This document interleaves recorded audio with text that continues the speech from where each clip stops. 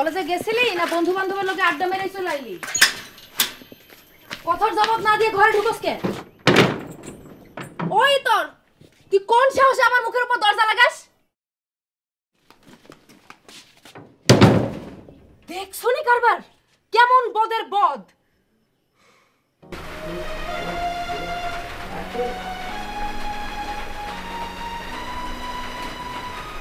তুই বুঝলি না আমার,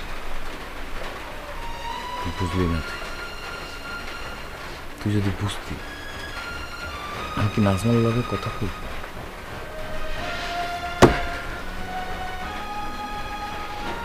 কত বছর ধইরা তোরে এমনি বুঝাই হেমনে বুঝাই, তুই বুঝছি না। তুই কি বড় হস না? কবে বড় হবি তুই?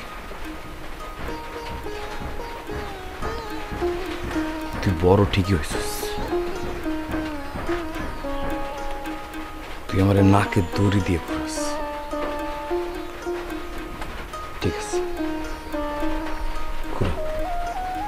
যা খুশি কর,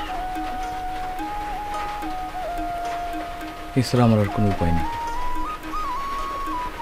তোরে 2টা ঘন্টা না দেখলে আমার যে কি অশান্তি লাগে, আর দেখলে কি যে শান্তি লাগে।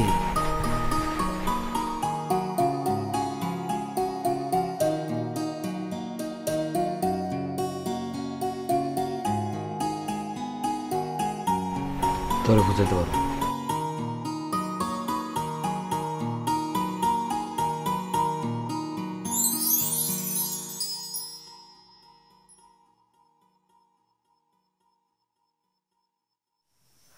ফোন করা লাগবো না, আমি আইছি।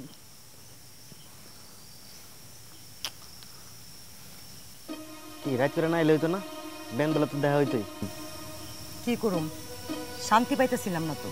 ওই বদমাইশটা তোমার শেষ করে দিচ্ছে। আমি তো তোমার আগেই সাবধান করছিলাম।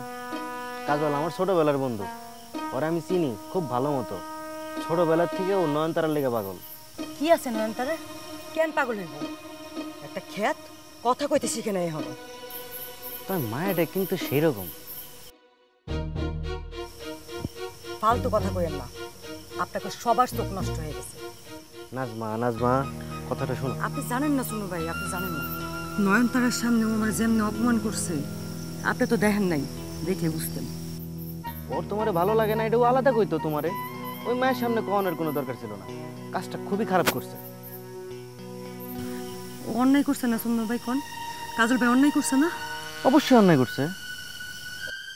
আপনি অক্ষণ সাইকেলটা টান দিয়ে কাজল ভাইকে বাড়িতে যাবেন, যায়া আপনার ফোন দিয়ে ওরে ধরাই দিবেন। আমি এত সহজে ওরে ছাড়ুম না, আমি এত সহজে ছাড়ার মাইয়া না। মোবাইলে তো ঝাড়ে সুখ পাইবে না নাজমা। আমার সুখের দরকার নেই। এই ছোট বোনের লেগে যদি আপনার একটুও দরদ থাকে, তাহলে আপনি যেমনি হোক এখন ওগো বাড়িতে যাইবেন, যায়া আপনার মোবাইল ওরে ধরাই দিবেন। কি যাইবেন না? কোন না যাই কি উপায় আছে? তাইলে আমার লেগে এইটুকু করেন, জানবেন।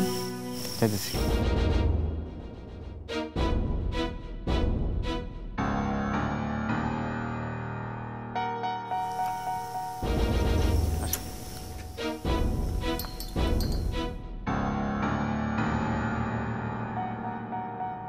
বান্ডেল থাকলে প্রতি সেনমানিতে টাকা বাঁচবে।